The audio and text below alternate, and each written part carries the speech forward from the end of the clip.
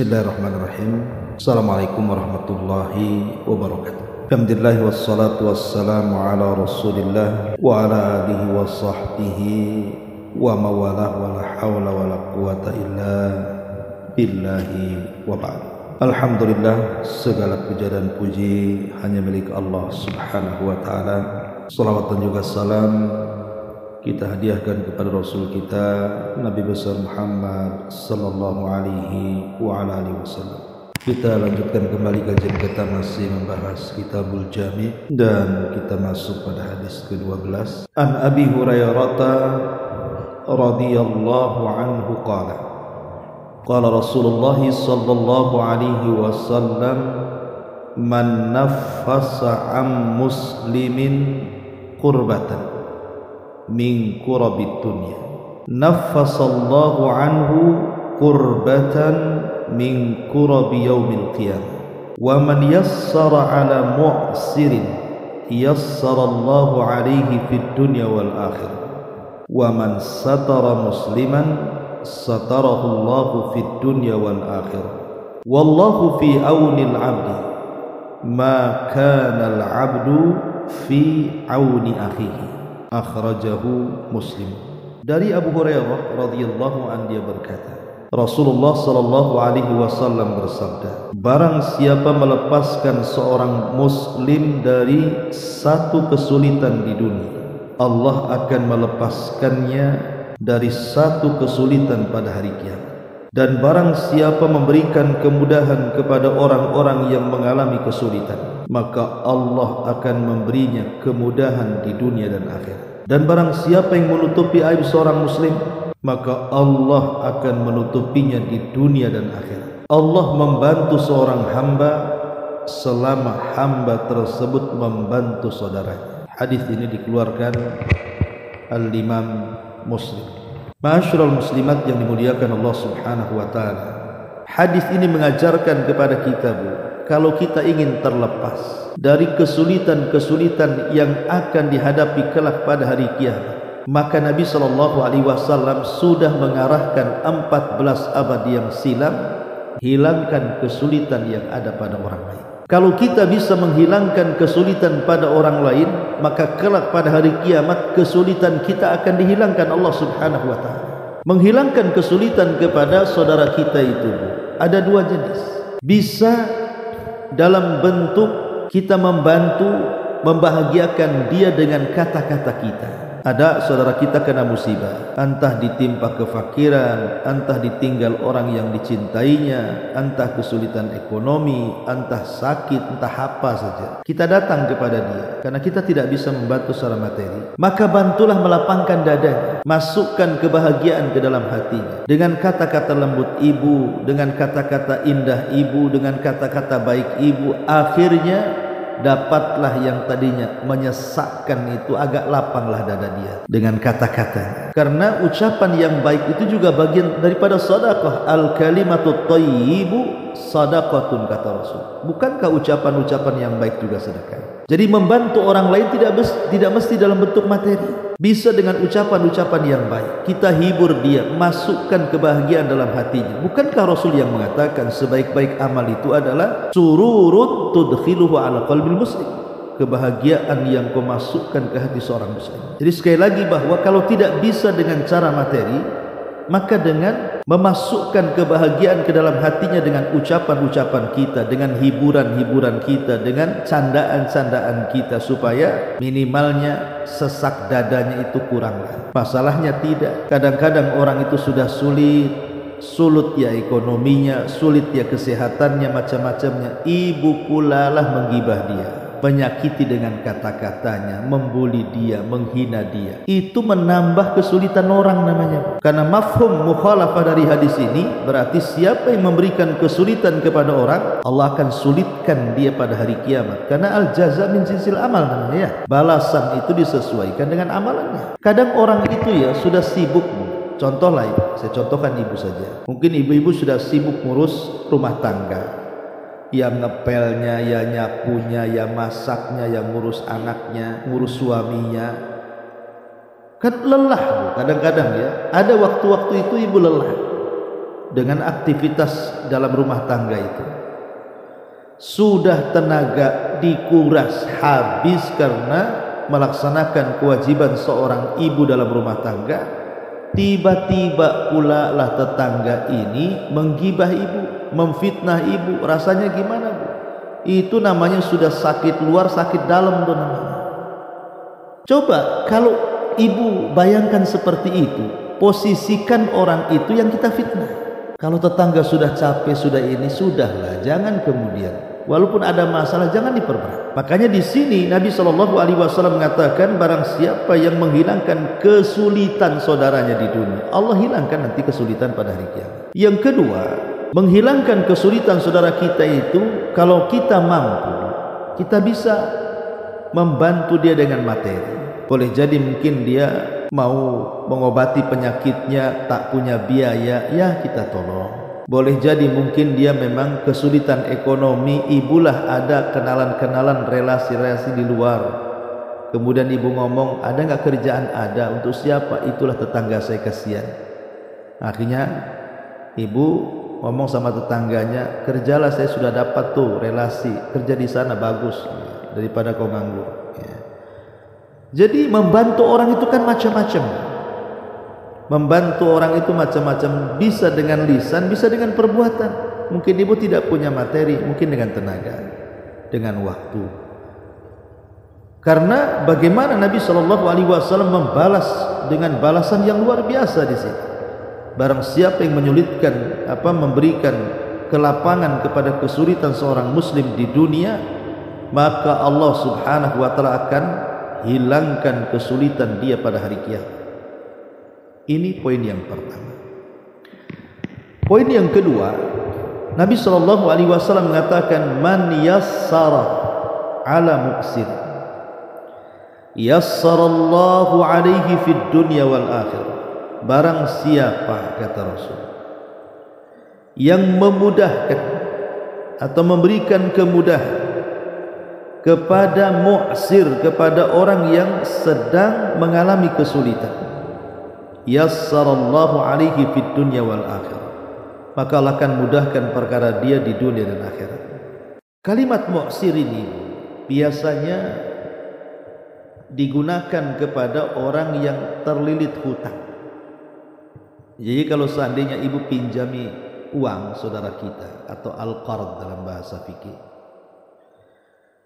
umpamanya ibu ngasih pinjaman sama saudara ibu, anggaplah 10 juta. Mungkin karena dia ada hajat dan kebutuhan, dan ibu pun memang ada kelebihan.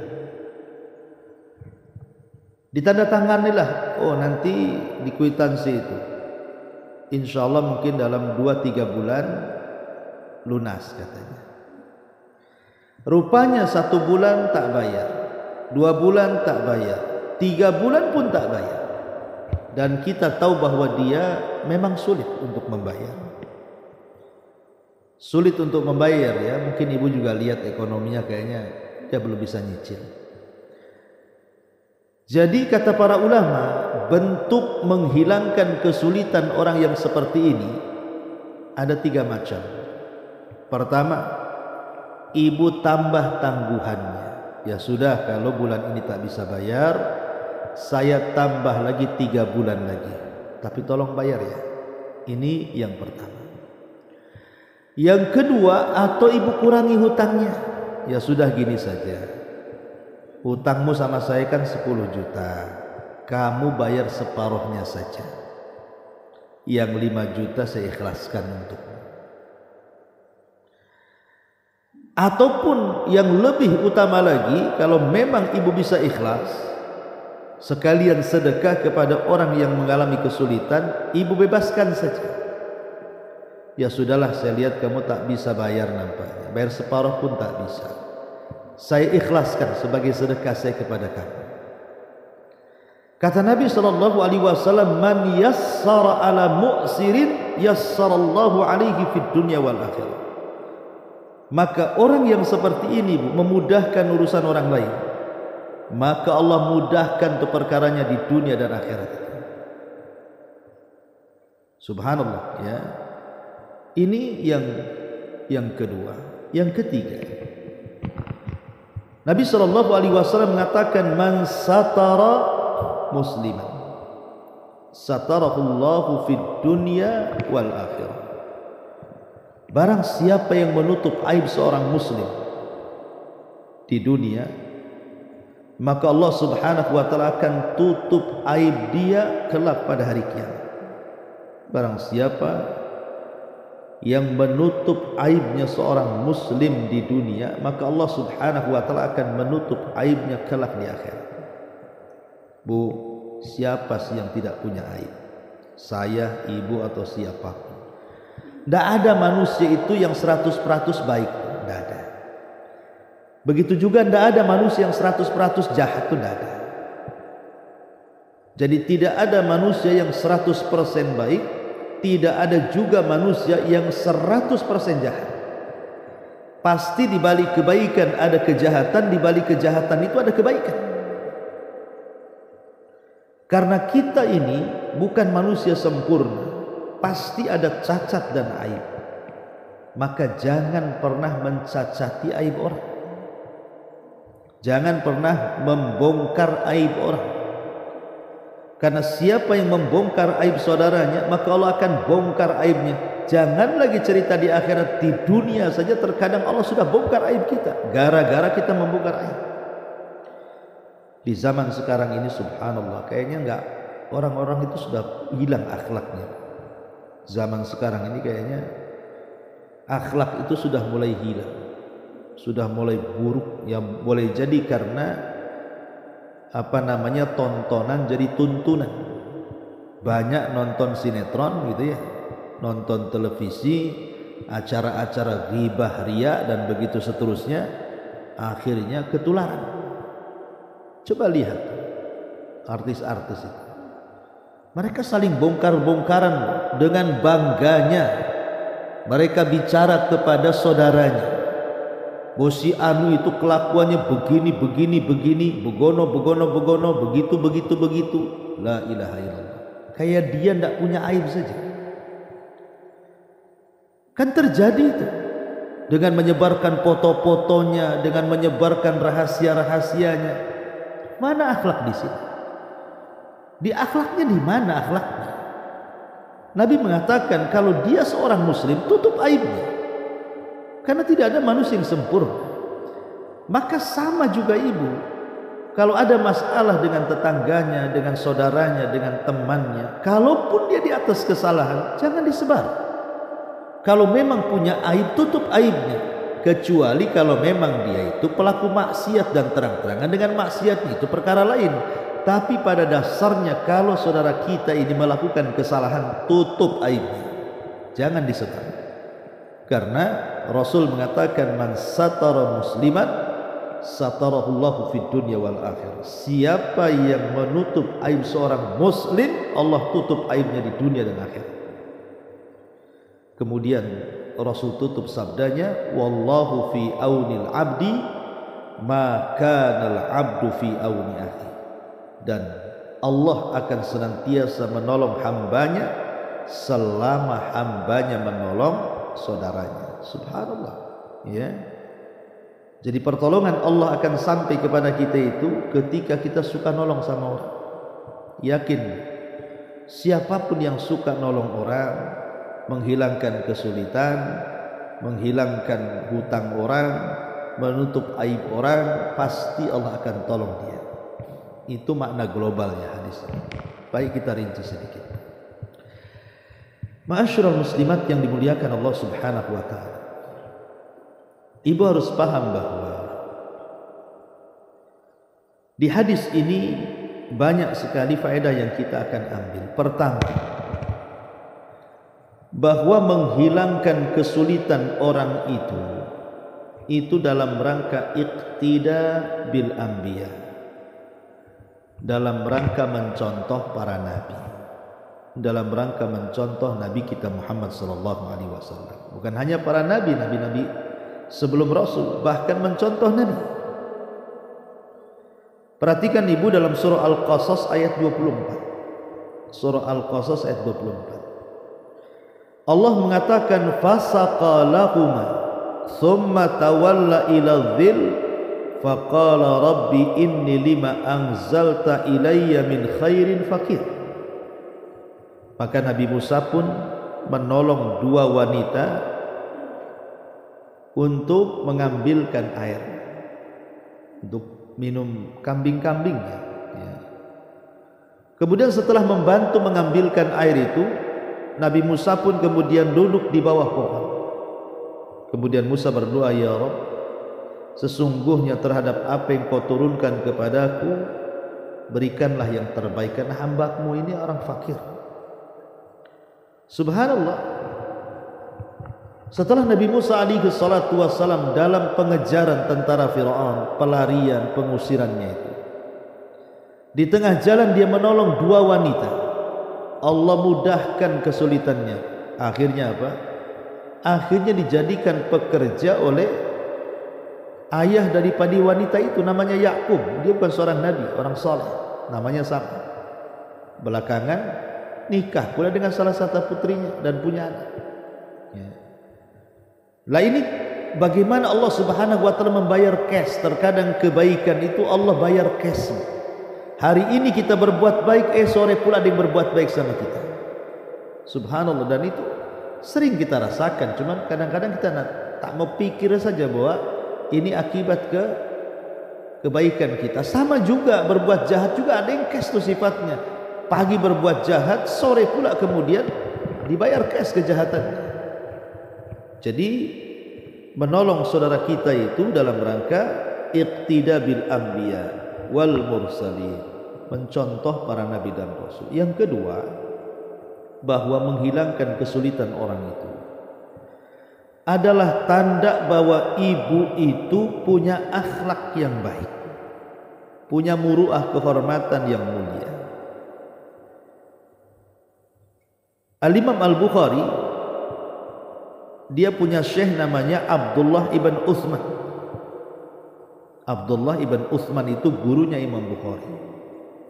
Beliau pernah mengatakan, ma sa'alani ahadun hajatan illa kumtu lahu binafsi fa in tamma wa illa ista'antu lahu bisultan. Apa kata dia? Siapapun yang meminta bantuan hajat kebutuhan kepadaku, pasti aku akan kerjakan dengan diriku sendiri. Jadi kalau ada saudaranya minta bantuan, kalau memang sanggup untuk membantu, saya akan bantu dengan badanku sendiri. Wa illa, kalau tidak, aku mencoba untuk menghubungi para penguasa, orang lain. Itulah yang kemudian disebutkan dalam Al-Quran ketika kita membahas surah Al-Ma'un. Ara'aital ladzi yukadzibu biddin fadzalika alladzi yad'ul yatim wa la yahuddu 'ala ta'amil miskin wa la yahuddu 'ala ta'amil miskin. Maksudnya begini, Bu. Okelah kita ini orang miskin, tetangga juga miskin, tetapi tidak semua orang miskin itu kan peminta-minta. Banyak juga ke orang miskin itu dia punya izzah, kehormatan. Dia tidak mau minta-minta. Justru sudah miskin dia nolong orang miskin. Karena dia orang miskin, tidak mungkin juga lah menolong orang miskin yang lainnya. Tapi dia ingin membantu saudaranya yang miskin. Padahal dia miskin. Dengan cara apa? Dia datang kepada orang-orang kaya, Pak, Bu, tolonglah itu bantu saudara saya. Kasihan dia, susah makan. Padahal dia miskin. Ya. Lah ini luar biasa gitu ya. Kalau memang dia tidak sanggup untuk membantu, maka cari orang membantu orang lain. Nah itu amalan yang sangat mulia sekali. Makanya termasuk simatu ashabil muru'ah, orang itu punya akhlak. Ya. Kemudian yang ketiga, tathbitul qadami fil akhir. Subhanallah. Kalau ibu bisa membantu orang lain, tidak mesti saya katakan materi, bisa mungkin waktu, bisa mungkin tenaga, bisa mungkin ucapan, macam-macam lah bantu orang itu. Dia akan ditetapkan kedua kakinya pada hari kiamat. Ada sebuah hadis yang bagus sekali. Nabi SAW mengatakan, man masya ma'a akhihi fi hajatin hatta tahayya'a lahu athbatallahu qadamahu yawma tazullul aqdam. Barang siapa yang berjalan bersama saudaranya untuk melaksanakan satu hajatnya. Mungkin dia punya keperluan, butuh kita yang menemani, kita temani dia. Ayo kita mau kemana, saya temani kamu sampai selesai hajatnya. Maka Allah akan tetapkan kakinya kelak pada hari di mana semua kaki-kaki tergelincir pada hari kiamat.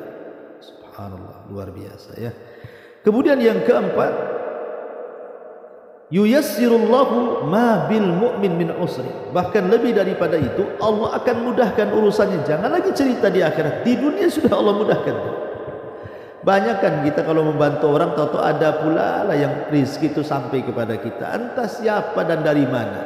Allah terkadang berikan rizki itu kan dari arah yang tidak disangka-sangka, dan itu sudah terbukti. Betapa banyak orang-orang yang membantu orang akhirnya penyakitnya hilang.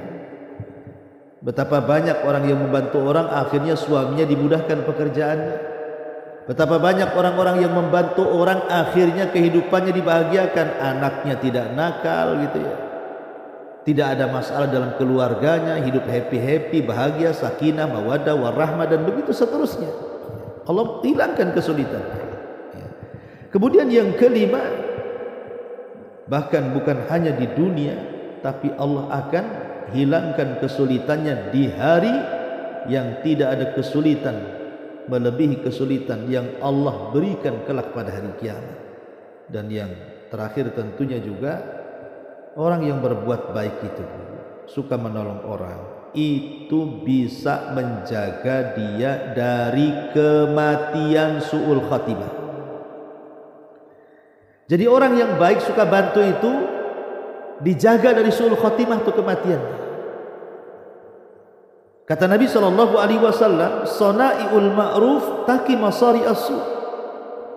Jadi perbuatan-perbuatan baik, menolong orang, membantu orang, menghibur orang, memasukkan kebahagiaan kepada orang, menutup aib orang, dan begitu seterusnya, ini bisa terhindar dari keburukan-keburukan saat kematiannya.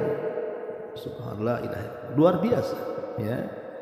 Oleh karena itulah maka saya katakan hadis ini hadis yang sangat mulia sekali, menjelaskan kepada kita bahwa betapa indahnya balasan orang-orang yang suka membantu. Ma'asyiral muslimat yang dimuliakan Allah Subhanahu wa taala. Apakah kemudian seseorang dihilangkan kesulitan-kesulitan pada hari kiamat itu hanya sebatas membantu orang saja? Ternyata tidak. Saya akan sebutkan beberapa perkara. Tadi di muqaddimah saya sudah jelaskan bahwa kesulitan di akhirat itu tidak bisa dibayangkan. Jangan pernah membayangkan kesulitan di akhirat, tidak akan kebayang sulitnya. Tetapi ada perkara-perkara yang bisa menghilangkan kesulitan itu. Salah satunya di hadis yang kita baca. Kemudian yang kedua, dengan cara taqwallah fi sirri wal alan, berusaha untuk bertakwa, berusaha untuk menjalankan perintah, menjauhi larangan, menikmati yang dihalalkan, menjauhi yang diharamkan, bertakwa kepada Allah, karena takwa itu bisa menghilangkan kesulitanmu. Wa man yattaqillah yaj'al lahu makhraja. Siapa yang bertakwa, Allah akan carikan jalan keluarnya. Ini yang kedua. Kemudian yang ketiga yang bisa menghilangkan kelak pada hari kiamat kesulitan-kesulitan itu adalah al-muhafadzatu ala iqamatis shalah. Ibu jaga salat. Ibu jaga salat. Karena Allah yang mengatakan wasta'inu bis sabri was shalah, minta tolong dengan kesabaran dan salat. Kata para ulama, salat ini adalah perkara yang bisa menghilangkan di saat manusia menghadapi ketakutan. Karena Nabi SAW pun melakukan seperti itu, bahkan seluruh para nabi. Seperti Ibrahim ketika Sarah ditangkap raja zalim, dia salat, akhirnya Allah selamatkanlah Sarah. Makanya Nabi SAW mengatakan ataupun dikatakan oleh para sahabatnya, kana Nabi SAW idza azabahul amru fazia ila shalah. Rasul itu kalau ada kesulitan yang tidak bisa keluar dari situ, maka Rasul segera salat. Itu di dunia, Bu. Maka di akhirat para ulama, siapa yang banyak berdirinya di dunia, maka dia akan sedikit berdirinya di akhirat. Siapa yang banyak berdirinya di dunia, maksudnya melaksanakan sholat wajib, sholat sunnah, pokoknya berdiri dalam sholat di dunia, maka dia paling sebentar berdirinya kelak di padang mahsyar. Maka yang ketiga, jaga sholat. Itu yang bisa menghilangkan kesulitan kita di akhirat. Kemudian yang keempat, at-taubatu wal istighfar. Perbanyak tobat dan istighfar. Karena di dunia saja tobat dan istighfar itu bisa menghilangkan kesulitan kita. Dan saya pribadi ya, saya pernah mengalami gitu ya, ada masalah besar dalam kehidupan saya itu. Rasanya pengen pindah dari Batam. Dulu pernah saya mengalami luar biasa, macam-macam masalah gitu, sampai nggak kerasan di Batam, pengen keluar dari Batam. Tapi subhanallah, saya coba amalkan satu hadis Nabi SAW itu, man lazimal istighfar ja'alallahu min kulli dzikin makhraja. Siapa yang melazimkan istighfar, Allah pasti akan carikan di tengah-tengah kesulitannya kemudahan. Jadi saya baca saja, tiap hari saya baca, habis sholat, pokoknya di mobil, di jalan, subhanallah. Tidak lama kemudian ada saja jalan keluar itu, Allah mudahkan. Bahkan Allah ganti dengan perkara yang jauh lebih baik lagi daripada musibah yang dihadapi. Ini mujarrab, karena saya juga pernah mengalaminya. Jadi saya cerita ini karena pengalaman ya. Jadi kalau ingin dimudahkan urusannya, atau ibu sedang tertimpa masalah, banyak istighfar saja. Astagfirullahaladzim, astagfirullahaladzim, terus seperti itu ya. Sampai Allah Subhanahu wa ta'ala betul-betul hilangkan kesulitannya. Karena memang Allah sendiri yang mengatakan dalam Al-Quran ketika menceritakan tentang kisahnya Nuh. Apa kata Nuh kepada kaumnya? Faqultu astaghfiru rabbakum innahu kana ghaffar yursilis samaa 'alaikum midrara wa yumdidkum bi amwalin wa banin wa yaj'al lakum jannatin wa yaj'al lakum anhar. Apa kata Nuh kepada kaumnya? Istaghfiru rabbakum, banyak-banyak istighfar engkau kepada Rabb kalian, karena Dia yang Maha Pengampun lagi Maha Pengasih. Kalau kalian banyak-banyak istighfar, kata Nuh, yursilis sama alaikum midrar, Allah akan hujani kalian. Wa yumdidkum bi amwal, Allah akan berikan kekayaan. Wa yumdidkum bi amwal wa banin, bukan hanya harta, keturunan diberkahi. Wa yaj'al lakum jannatin wa yaj'al lakum anhar, kebun-kebun disuburkan, sungai-sungai diairi. Begitulah buah istighfar. Dan di akhirat tentunya orang-orang yang banyak bertobat di dunia, maka akan dihilangkan kesulitannya di akhirat. Kemudian yang keempat, doa. Kalau ibu ada kesulitan di dunia, berdoalah kepada Allah Azza wa Jalla. Karena Allah yang mengatakan dalam surah Al-Baqarah 186 itu, wa idza sa'alaka ibadi anni fa inni qarib ujibu da'watad da'i idza da'an falyu'minu bi wal falyastajibu li wal yu'minu bi la'allahum yarshudun. Apabila hamba-hambaku bertanya soal aku, katakan ya Muhammad, aku dekat, aku yang mengabulkan setiap doa orang-orang yang berdoa kepadaku. Lihat kisahnya Nabi Yunus yang tertelan dalam ikan, itu kan kesulitan luar biasa. Di perut ikan, harusnya Yunus mati, tapi Allah takdirkan hidup kan. Apa yang dilakukan Nabi Yunus? Berdoa, bertasbih, berzikir, la ilaha illa anta subhanaka inni kuntu minadh dhalimin. Akhirnya diselamatkan. Nabi Ayyub banyak musibah, dia berdoa kepada Allah, Rabbi inni masaniyadh dhur wa anta arhamur rahimin. Akhirnya musibahnya dihilangkan. Maka banyak-banyak berdoa. Ya, doa itu bisa menghilangkan kesulitan baik di dunia ataupun di akhirat. Ya. Kemudian juga yang nomor 6, tawakal. Banyak-banyak tawakal. Tawakal ini bisa menghilangkan kesulitan. Karena Allah yang mengatakan dalam surah At-Talaq ayat 3 itu, wa man yattaqillah wa man yatawakkal 'alallah fahuwa hasbuh. Siapapun yang bertawakal kepada Allah, maka cukuplah Allah yang akan melindungi dia, yang akan memelihara dia dan menjaganya. Termasuk di dalamnya perbanyak ketaatan di waktu ibu sedang senang. Banyak melakukan ketaatan di waktu senang, Bu. Di waktu senang itu ya perbanyak sholat, perbanyak sedekah, perbanyak zikir, membaca Quran. Mumpung ibu senang, ibu sehat.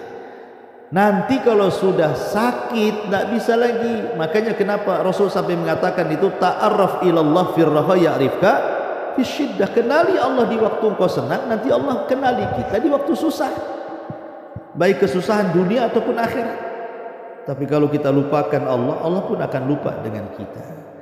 Kemudian yang nomor 8, solawat, perbanyak solawat.